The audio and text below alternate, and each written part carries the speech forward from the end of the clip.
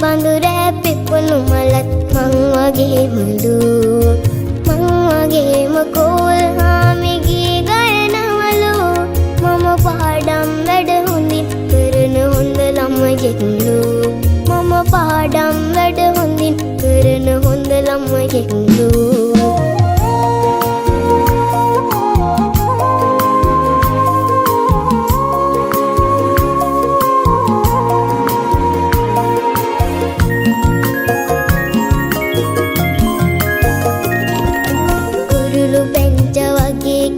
තාත්තා කියනවා